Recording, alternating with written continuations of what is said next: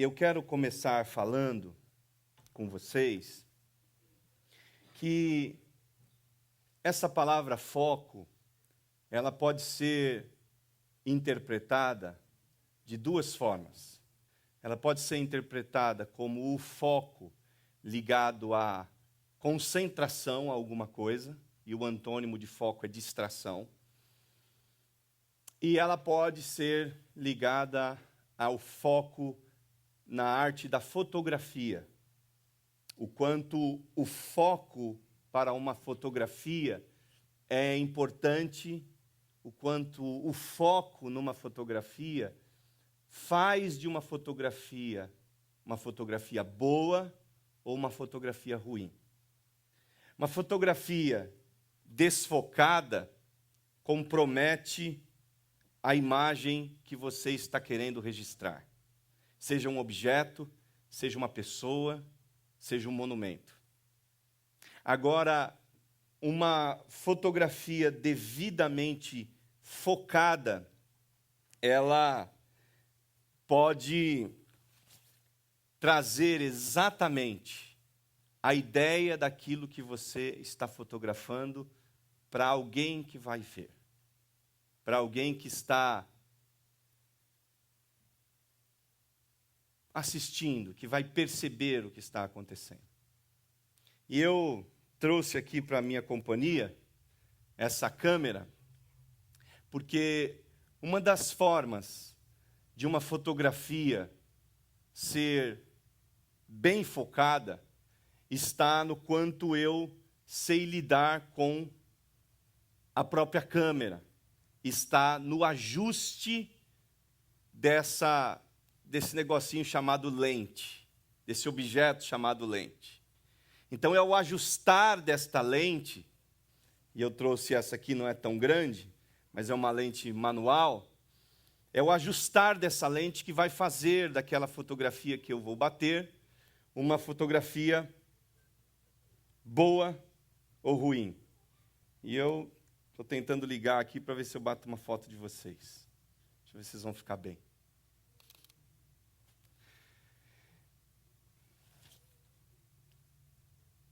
Eu preciso conhecer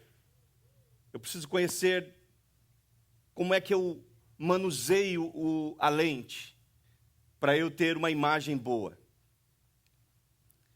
Além de eu conhecer, algo que é interessante nessa arte da fotografia, e embora eu não conheça da arte, eu fui ler um pouquinho. No mundo da fotografia, o ângulo de onde você está batendo a foto também determina aí já não mais o foco, mas a exata figura que você está registrando. Dependendo se você estiver batendo uma foto de algo e estiver no centro daquele algo, daquele objeto, daquele monumento ou daquela pessoa, você vai trazer uma certa expressão para aquilo. Se você mudar o ângulo e for para uma extremidade, você pode mudar também o formato daquela imagem, daquele monumento e até mesmo da pessoa. As mulheres aí têm o seu lado, não tem? Eu vejo um monte de mulher que diz, peraí, deixa eu ajeitar meu lado. A mulherada tem lado. Tem o lado melhor, tem gente que tem o lado melhor do rosto. Para fotografia, o lado melhor do corpo. Né? E tem essas técnicas. Tanto quem bate a fotografia, quem é fotografado, já sabe essa questão do ângulo. Então, para a gente ter uma boa foto, uma foto com um bom foco, eu quero lembrar vocês que a gente precisa do quê? A gente precisa conhecer da máquina que a gente está usando e conhecer desse objeto chamado lente, ajustar a lente. E para que essa fotografia tenha uma impressão real, ideal e boa, a gente também tem que, muitas vezes, usar o ângulo certo para bater. Deus quer nos fazer a sua imagem. E a pergunta que fica para a gente, nessa de que Deus quer nos fazer a sua imagem, é: como eu posso ser uma imagem de Cristo, sem que seja e esteja desfocado? Sabe uma imagem desfocada? Vocês sabem que os teenagers, eu tenho filha adolescente, e os adolescentes, eles, agora eu não sei se continua isso, mas por um período, obrigado, por um período, os adolescentes usaram colocar foto no feed do Instagram, por exemplo, tremida, desfocada. É um negócio normal, não é, Myra? Eles acham bonito. É uma coisa horrível, né? A gente não consegue, você olha e fala, meu, o que essa pessoa quis aqui? Mas é moda de adolescente. Para eles é legal. É cool. E a pergunta é, como é que eu tenho uma imagem de Cristo focada? Não essa imagem do adolescente, que a pessoa olha e fica na dúvida, será que é Cristo mesmo? Será que parece com Cristo? Eu acho que não regularam bem o ângulo. Eu acho que não ajustou bem a lente.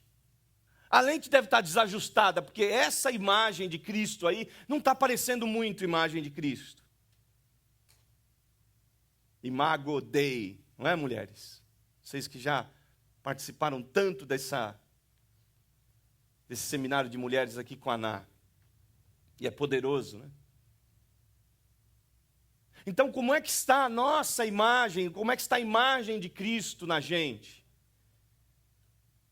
E como é que eu faço para que essa imagem não esteja desfocada, esteja exatamente no foco, quando quem olhar possa dizer, é Cristo, se parece exatamente com Cristo.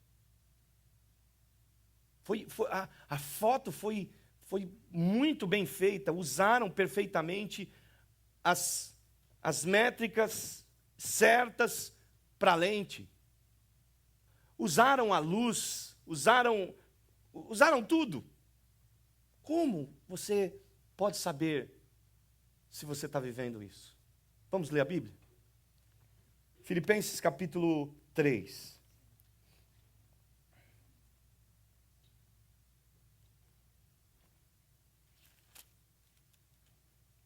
Verso 1. Nós vamos ler 16 versos.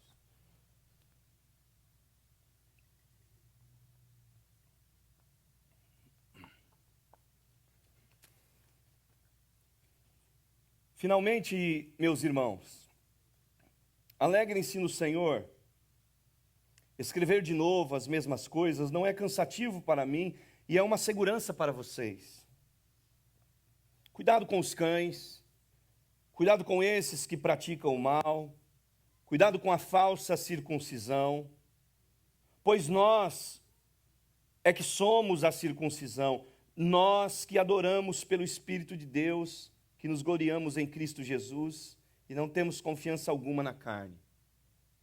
Embora eu mesmo tivesse razões para ter tal confiança, se alguém pensa ter razões para confiar na carne, eu ainda mais. Circuncidado no 8º dia de vida, pertencente ao povo de Israel, à tribo de Benjamim, verdadeiro hebreu, quanto à lei fariseu, quanto ao zelo perseguidor da igreja, quanto à justiça que há na lei, irrepreensível. Mas o que para mim era lucro, passei a considerar como perda por causa de Cristo. Mais do que isso, considero tudo como perda, comparado com a suprema grandeza do conhecimento de Cristo Jesus, meu Senhor, por quem perdi todas as coisas.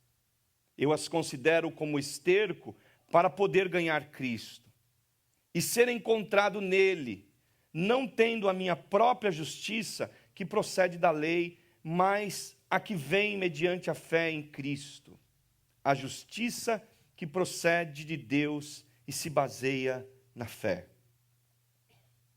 Quero conhecer a Cristo, ou quero conhecer Cristo, o poder da sua ressurreição e a participação em seus sofrimentos, tornando-me como ele em sua morte, para de alguma forma alcançar a ressurreição dentre os mortos. Pois para isso também fui alcançado por Cristo Jesus. Irmãos, não penso que eu mesmo já o tenha alcançado, mas uma coisa faço, esquecendo-me das coisas que ficaram para trás e avançando para as que estão adiante, prossigo para o alvo, a fim de ganhar o prêmio do chamado celestial de Deus em Cristo Jesus. Todos nós que alcançamos a maturidade devemos ver as coisas dessa forma. E se em algum aspecto vocês pensam de modo diferente, isso também Deus esclarecerá. Então, somente vivamos de acordo com o que já alcançamos. Irmãos, sigam unidos o meu exemplo sigam unidos o meu exemplo e observem os que vivem de acordo com o padrão que apresentamos a vocês. Amém. O apóstolo Paulo, quando escreve esse texto à igreja de Filipos, os primeiros 10 versículos que nós lemos, eu posso classificá-los aqui em 3 partes, ligado exatamente ao tema que a gente está sendo despertado e dirigido pelo Espírito Santo. A primeira das partes é em relação a uma vida cristã desfocada, e daí eu nem poderia dizer uma vida cristã, mas a uma vida inteiramente desfocada daquilo que deveria ser a imagem de Cristo, que é a vida da impiedade. Por isso Paulo está dizendo, cuidado, e ele fala cuidado com 2 categorias de pessoas em primeiro lugar. Ele fala, cuidado com os cães, e a segunda categoria é com os que praticam maldade. São 2 categorias. E na categoria dos cães, a gente vai encontrar uma exemplificação da raiva, da ira, da maldade, porque era isso que representava os cães na época do apóstolo Paulo. Os cães hoje se tornaram o melhor amigo do homem, não é? Tem lugar por aí que cachorro tem testamento. Cachorro já tem passaporte. E tem casa que cachorro tem até lugar à mesa. E é chamado de filho pelos seus donos. Minha sogra tem um e eu fui na casa dela esses dias, aproveitar que a Ana não está aqui. Mas a Ana reprova isso veementemente também. E a minha sogra fala assim, vem aqui com a mamãe. Aí eu olho e fico pensando, isso aí, meu cunhado? É isso, Deus, que o Senhor fez? Mas eu perdoo a minha sogra, nem tudo é perfeito.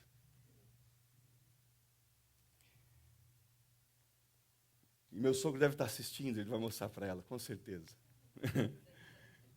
Beijo para eles. Ela também está, com certeza. Mas nessa época de Paulo, os cães eram essa figura. Quando Elias profetiza acerca da morte de Jezabel, ele diz que os cães comeriam os restos dela, e foi isso que aconteceu. Porque os cães eram animais não extremamente selvagens, mas muito selvagens. E aí só para você, amanhã ou depois você está lendo a Bíblia, você vai ler um negócio e fala assim, o pastor falou aquele dia, aquele negócio, mas isso aqui tem uma discordância aqui no texto. E aí, onde é que você pode estar lendo a Bíblia e ver algo diferente do que eu estou dizendo? Quando você lê Jesus falando com aquela mulher cirofenícia, que ela fala assim, mas os cães comem das migalhas que caem da mesa dos seus senhores. Ali, sim, existe uma ideia de um animal doméstico, de um cão doméstico. Mas o que eu quero dizer é que não era como é hoje. Já havia domesticação de cães, mas não como hoje. Eu mesmo, na minha infância, a gente não via cachorro dentro de casa muito, muito raramente. Eu tive uns 3, 4 cachorros na minha infância, para minha juventude e adolescência. Todos eles eram cachorros de quintal. Nenhum deles entrava dentro de casa se a gente não permitisse. Então eles chegavam, ficavam ali na porta e só entravam se a gente permitisse. Foi assim a minha vida. E era assim a da maioria das pessoas que a gente conhecia. E as coisas mudaram. E está tudo bem. Mas Paulo está falando sobre isso. E sobre aqueles que praticam o mal. E aí, quando eu leio isso que Paulo está dizendo, eu me lembro do que Jesus falou à igreja de Laodiceia. Quando ele classifica 3 tipos de pessoas: os frios, os mornos e os quentes. Então, os frios que Jesus classifica lá na igreja de Laodiceia é exatamente esses. São exatamente os cães, são exatamente os que praticam o mal. É a impiedade, é a iniquidade. E a iniquidade é o pecado que insiste, é o pecado contumaz. É diferente de um pecado que a gente comete vez ou outra e diz, meu Deus, eu errei, me perdoa em nome de Jesus. Mas não, é algo que a gente está inteiramente ligado, que a pessoa está inteiramente ligado. E Paulo está falando isso, cuidado com isso, toma cuidado. Para que isso não se torne o seu estilo de vida também, para que isso não se torne a tua própria vida, para que você não seja absorvido por isso, e daqui a pouco você também é uma pessoa nessa categoria fria, cheia de maldade, cheia de ódio, comprometido com o pecado, vivendo atolado na lama do pecado, atolado na lama das coisas que são impiedade diante de Deus e que não tem nada a ver com Deus. Deus está dizendo, filho, eu fiz você para você ser a minha imagem perfeita, e não para você ser aquilo que você está sendo. Paulo está querendo dizer assim, olha, eu quero que vocês fujam disso, porque essa imagem não é a imagem de Deus para vocês. Não é aquilo pelo qual Deus fez vocês. Deus não nos fez para nós estarmos comprometidos com o pecado e com a impiedade. Deus não nos fez para a gente dizer assim, sou cristão, e a gente tem um ódio enorme no coração, tem uma dificuldade enorme de perdoar as pessoas, tem uma restrição enorme de tolerância. E aí, às vezes, a gente até ora, mas a gente tem uma séria dificuldade. Então, Paulo está dizendo, tome cuidado com esse padrão. Porque se você viver esse padrão, com certeza a sua imagem daquilo que é Cristo está desfocada, está desajustada. A segunda categoria que Paulo vai usar no texto aqui, ele chama de falsa circuncisão. Ele chama daqueles que confiam na carne, e que nós podemos chamar de falsa circuncisão e confiança na carne, do nós abandonarmos, se a gente quer ser a imagem de Cristo, sem desfoque, ou seja, extremamente focada, a gente precisa abandonar não só a impiedade em primeiro lugar, mas também a gente precisa abandonar a falsidade religiosa. E falsidade religiosa é o que se chama de religiosidade, que tem aparência de coisas espirituais, mas não são. Que parece ser coisas que Deus confirma, aprova e tem para mim, mas não são. Que usa a Bíblia, que usa o nome de Jesus, que usa Deus, que usa o cântico, o louvor, até a pregação, mas que às vezes não tem nada a ver com o que Deus tem para mim como imagem dele. Falsa religiosidade, ou falsa religião, falsidade religiosa, parece ser bom, parece ser piedoso, parece ser verdadeiro, mas não é. E Paulo está dizendo, eu tinha todos os motivos para ser assim. Ele está falando no verso 2, parte B. Cuidado com a falsa circuncisão. O que é isso? Era a circuncisão, ele está falando da circuncisão dos judeus que se convertiam ao Evangelho. E os judeus que se convertiam ao Evangelho queriam dizer e convencer as pessoas que estavam se convertendo ao Evangelho de que para que eles fossem aceitos por Deus de verdade, eles precisavam se circuncidar, e se eles não se circuncidassem, eles não seriam aceitos por Deus. E Paulo vem trazendo um ensinamento diferente desse, porque ele não aprende isso com Jesus. E ele vai falar exatamente na próxima carta que ele escreve já aí à igreja de Colossos, que a verdadeira circuncisão, ou que a circuncisão em Cristo, depois da lei, é o batismo. Ele diz, agora a circuncisão de verdade é o batismo. Depois que vocês se batizaram, é que vocês foram circuncidados de verdade.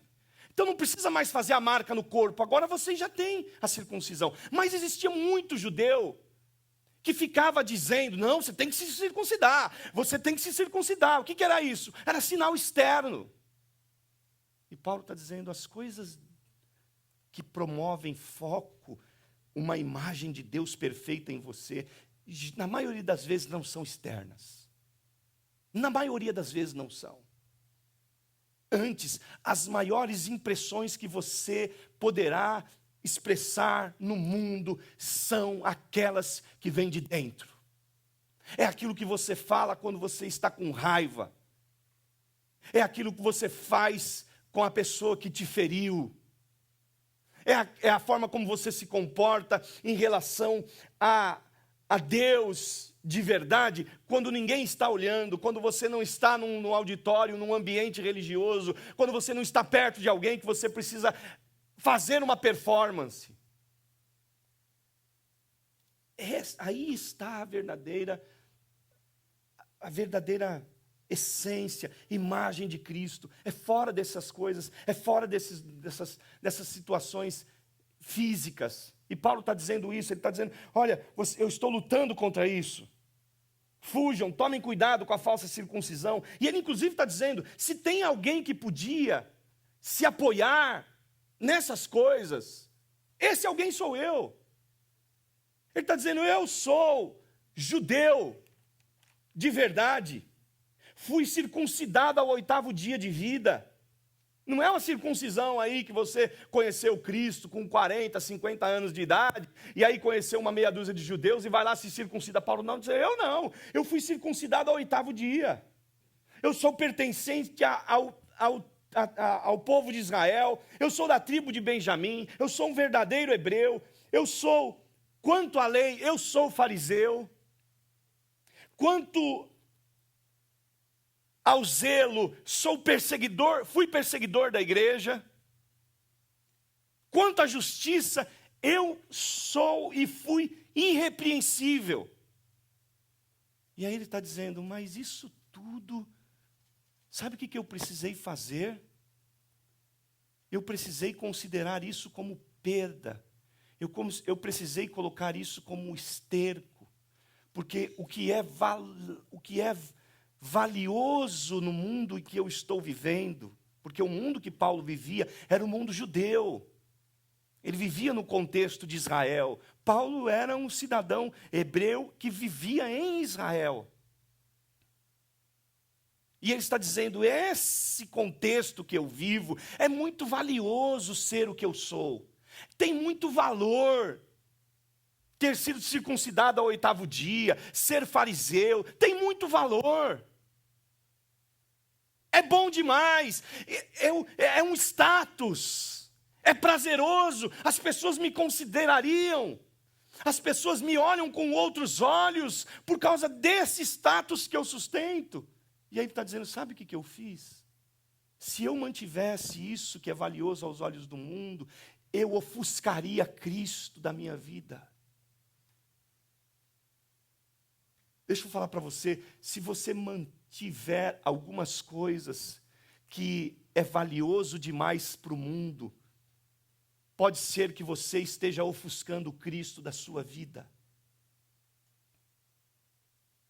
E aí é o que eu disse, muitas vezes para que a gente seja exatamente, a gente pegue exatamente a figura daquilo que a gente está querendo registrar, a gente tem que mudar a posição.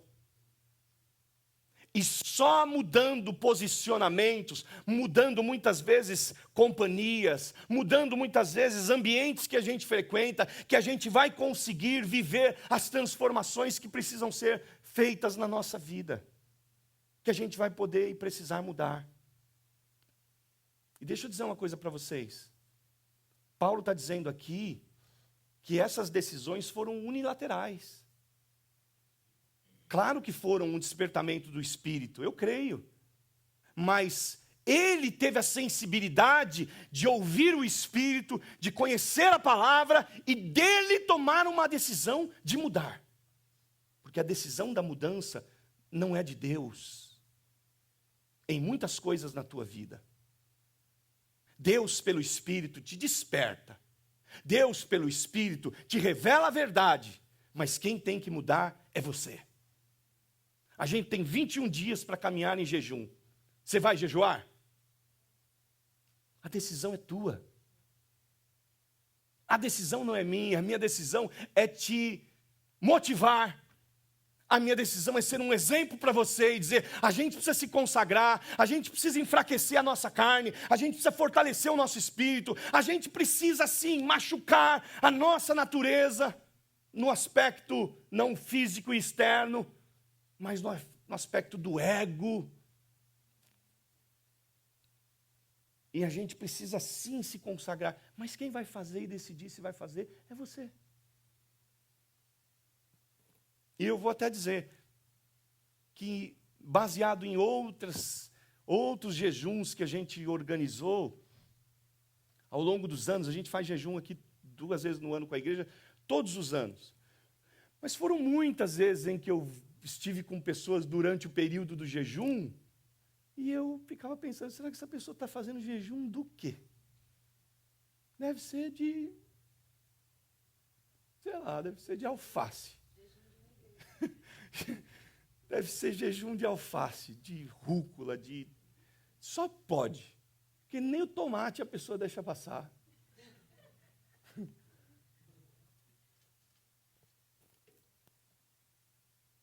Vocês se lembram de Romanos 12? Que Paulo diz, eu rogo pelas misericórdias de Deus, que vocês apresentem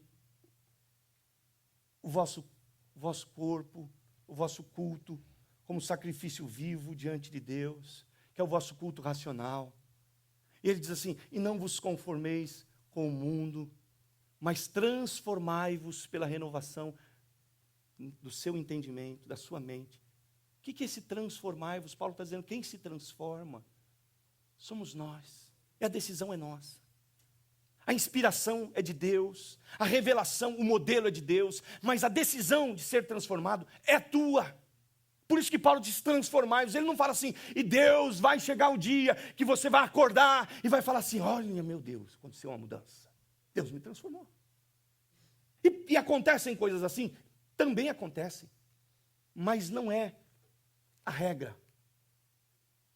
Existem transformações, principalmente de situações químicas, pessoas que são dependentes químicas, que eu já vi e já ouvi testemunhos de gente que foi liberta do cigarro, liberta do álcool, liberta de vícios, de vários tipos, e foi uma transformação milagrosa.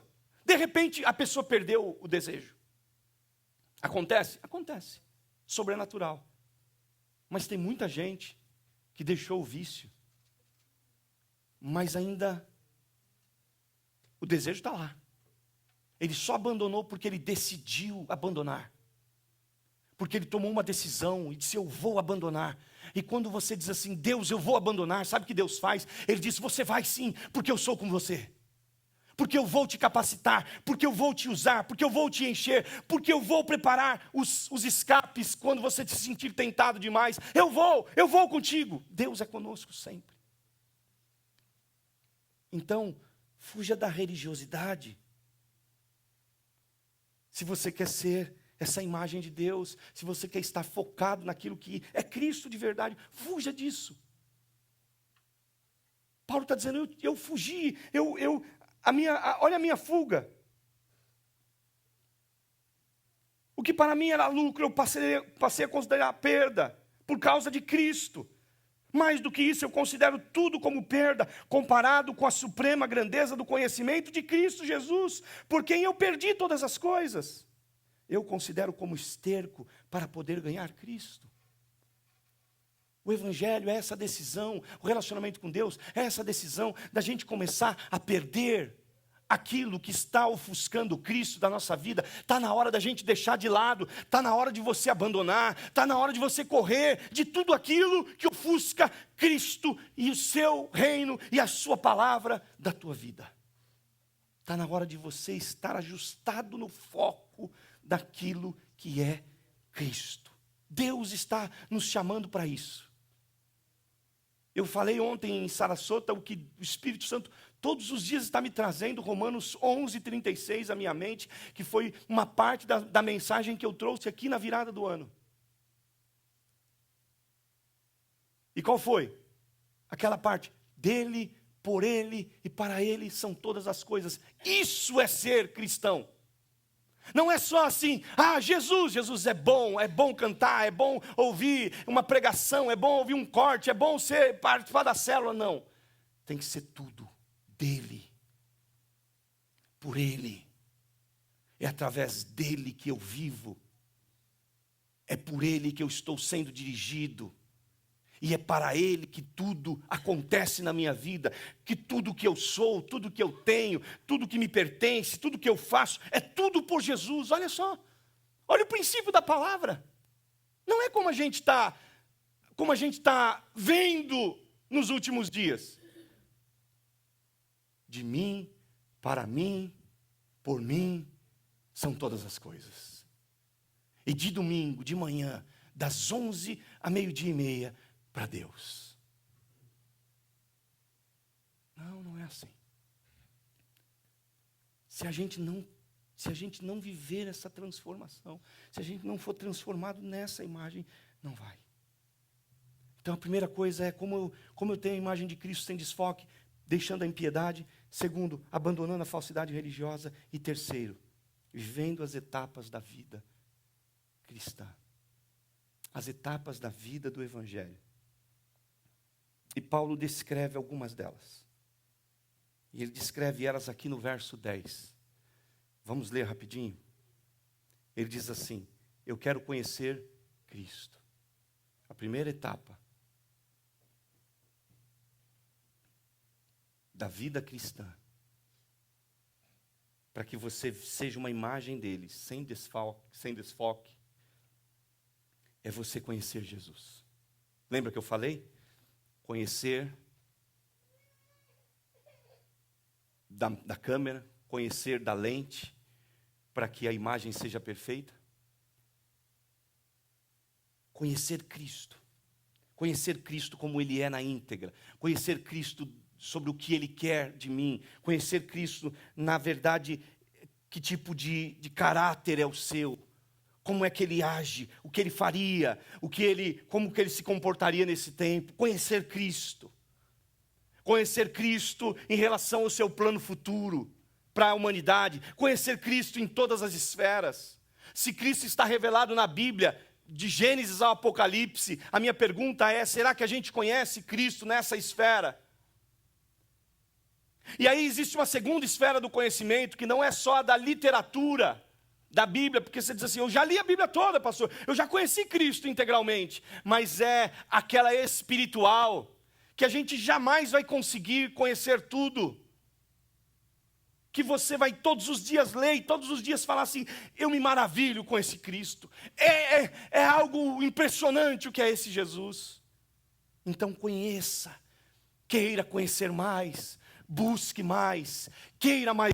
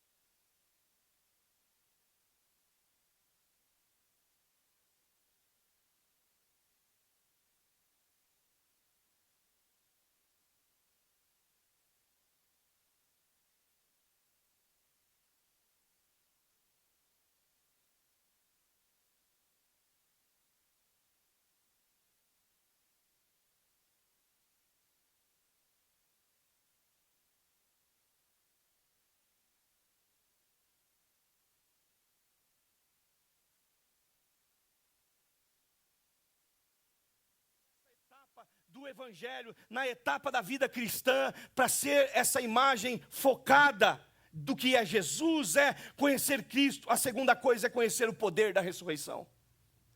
Você já viveu algo que foi ressuscitado, que estava perdido na tua vida e que foi ressuscitado por Deus? Você tem esse testemunho de vida? Você tem essa experiência? Então eu quero dizer para você, se você teve e se você tem ela para contar para alguém, é a prova do quanto o poder da ressurreição ainda está atuante, ainda está acessível para a gente. Então tome posse disso e pega aquilo que morreu na tua história, no teu coração, na tua casa, na tua mente, e diz para isso: em nome de Jesus, seja ressuscitado. E o poder da ressurreição vai trazer vida a isso que se perdeu. O poder da ressurreição. O poder da ressurreição mexe com toda a história da humanidade ainda, porque se Jesus tivesse ficado morto, mesmo tendo morrido em santidade, mesmo não tendo usado uma palavra que fosse contrária, mesmo se não houvesse ressurreição, não haveria valor, não haveria eficácia na pessoa de Jesus. A eficácia de Jesus está no fato de que Ele ressuscitou. A eficácia de Jesus não está só na crucificação, mas está na ressurreição. A verdade é que a esperança de tudo está quando Ele ressuscita, não quando Ele morre. Quando Ele morre, os apóstolos desistem e vão embora cabisbaixo. Mas quando Ele aparece ressurreto e diz: olhem aqui a minha mão, olha aqui o meu lado, sou eu. O ânimo desses homens voltam. E agora aqueles homens que estavam escondidos, cheios de medo, estão como? Estão saindo pela terra para pregar contra um poderoso e malévolo império romano. Mesmo diante desse poderoso império que é contrário a eles, mesmo contra a religião judaica, esses homens saem todos animados para pregar. Sabe por quê? Por causa do poder da ressurreição. Então a gente precisa crer mais nisso, a gente precisa pensar mais nisso. O poder da ressurreição está ativo, está a nosso favor ainda hoje. Porque às vezes a gente fica pensando Cristo só na esfera da cruz, e sim, foi lá que Ele pagou pelos nossos pecados, mas a minha esperança hoje está viva, porque Ele ressuscitou dentre os mortos, porque Ele vive, e o poder dessa ressurreição ainda está ativo sobre nós. Deus pode ressuscitar na tua vida aquilo que se perdeu, aquilo que foi morto, aquilo que está perdido. A terceira etapa que a gente vê no verso 10 é a participação dos sofrimentos. Paulo disse assim, e a participação dos seus sofrimentos. A gente não gosta muito dessa palavra, né? Sofrer. Mas é a palavra que está dizendo. Eu não quero ser aqui um evangelista, um pregador, um pastor que fale para você, não, está tudo certo, as coisinhas boas para você, e está tudo bem, e não pode ter, não posso fazer isso é contra a palavra. Paulo está dizendo, uma das esferas do evangelho, da vida com Cristo, de eu estar focado, é que o sofrimento passa por mim. É ser participante do sofrimento. Por que eu quero ser participante só das glórias e não quero ser participante do sofrimento? E esse participante do sofrimento também, não é que você tenha que ter desejo de sofrer. Não, não é isso. Absolutamente não. Ninguém quer sofrer. Nem eu. A gente sofre? Sofre. A gente gosta de sofrer? Não. A gente tem que gostar de sofrer? De jeito algum. Mas a gente não pode correr dos sofrimentos por Cristo. Porque é sofrível você abandonar um vício, algo, um pecado de estimação que você gosta. E aí você vai dizer assim, eu vou sofrer, mas por Cristo eu vou abandonar isso. Eu vou sofrer, mas por Jesus eu vou deixar aquilo. Esses são os sofrimentos de Cristo. Você quer ver um outro tipo de qualidade de sofrimento de Cristo? É o sofrimento daquele que Jesus falou, eu tive fome, vocês não me deram de comer, eu tive sede, vocês não me deram de beber, eu estive nu, vocês não me vestiram. É o sofrimento do outro, que eu adoto como meu, por Jesus. É o sofrimento do outro, que eu vivo como se fosse meu sofrimento, por causa de Jesus. É exatamente esse sofrimento. É exatamente essa esfera. E Paulo está dizendo, é isso, é a participação, o quanto você tem participado dos sofrimentos de Cristo na sua vida. E por último, ele diz, tornando-me como Ele em sua morte. Sabe quando você se torna extremamente no foco daquilo que é Cristo? Quando você se torna como Ele, exatamente como Ele, em sua morte. O que quer dizer isso? Se tornar como Jesus na sua morte, é você pensar como é que Ele estava naquele dia da morte, no dia da morte. No dia da morte, Jesus consegue se assentar com aquele que vai lhe fazer mal e lhe oferece pão. No dia da morte, Jesus lida com aqueles que estão planejando o mal contra eles, com ternura, com amor. No dia da morte, Jesus ora para que Deus perdoe aqueles que lhe faz mal. No dia da morte, Jesus, podendo amaldiçoar, abençoou. No dia da morte, Jesus não ficou olhando só para si, mas olhou pela sua mãe, olhou por outras pessoas e encomendou cuidados. No dia da sua morte, Jesus volta-se para o Pai, e percebe o quanto é bom e maravilhoso viver na dependência desse Pai. No dia da morte, Jesus diz: eu tenho uma vontade, mas que não seja feita ela, que seja feita a tua vontade, Pai. Se for possível, passa de mim esse cálice, mas todavia que seja feita a tua vontade. E aí Paulo está dizendo: vocês precisam, eu quero ser. Não é que ele está dizendo vocês precisam, ele está dizendo eu quero isso. Olha só, Paulo está dizendo: eu quero conhecer Cristo, eu quero conhecer o poder da ressurreição, eu quero participar dos sofrimentos, eu quero me tornar como Ele em sua morte. Eu quero ser como Ele. No dia da morte Ele abre mão de tudo. No dia da morte Ele entrega tudo. No dia da morte Ele renega tudo. No dia da morte tem uma coisa que não é renúncia, mas tem uma coisa que é posse. Sabe, a única coisa que Jesus se apodera na cruz, que Ele não entrega, que Ele não dá, é a esperança. É a esperança.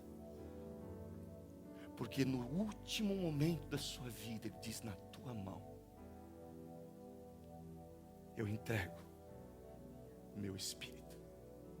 Ele sabe que está morrendo, ele sabe que está nas últimas, mas ele sabe que está nas mãos de Deus. E se tem uma coisa que você não pode abrir mão nessa vida, abra mão de tudo, mas não abra mão da esperança de que você está nas mãos do Eterno, que nós estamos nas mãos de Deus. Nós estamos nas mãos desse Deus. E nas mãos desse Deus, nós estamos sendo focados. Está havendo um trabalhar do Espírito no foco da nossa imagem. E daqui a pouco não vão mais precisar olhar assim e dizer assim: quem é? Parece Cristo. Não. Daqui a pouco as pessoas vão olhar para você e vão dizer: é Cristo. É Cristo. Vão olhar para mim e vão dizer: é Cristo. Olha, eu estou vendo, é claro, é nítido, é palpável, dá para perceber. A gente vê quando anda, a gente vê quando fala, a gente vê como se comporta, a gente vê quando reage, a gente vê quando age, a gente vê tudo. Cristo está na vida dessa pessoa, Cristo está nele. Quantos querem viver isso? Vamos orar e vamos fazer isso juntos nessa primeira oração como igreja do ano, essa primeira do ano que a gente vai fazer. Se você puder, levante a sua mão, continue com a sua mão levantada, e vamos declarar isso. Vamos declarar isso. Ah, Senhor, sim, Senhor, como igreja, nós queremos viver essa dimensão, nós queremos estar no foco do que é Jesus. Alinha-nos, molda-nos, Senhor. O Senhor já nos deu a sua palavra, agora nos dê também da coragem para a gente dar o primeiro passo. Nos dê agora, Senhor, da força para a gente resistir à primeira investida da nossa própria natureza, do inimigo, das trevas, do mundo. Ah, Senhor, o Senhor já nos deu a palavra, agora nos dê da unção para que a gente consiga caminhar assim, Senhor. Deus, a gente rende tudo no teu altar hoje de manhã, mas a gente se apodera da esperança. A esperança é algo que a gente não entrega, a esperança é algo que a gente retém hoje, Senhor. A gente retém a esperança de que o Senhor está nos conduzindo, de que o Senhor está nos dirigindo, que o Senhor vai conosco até o fim, de que o Senhor vai conosco até as últimas consequências. Toma-nos agora, Senhor, e manifesta a tua graça, a tua misericórdia e a tua bondade na nossa vida, em nome de Jesus, Pai.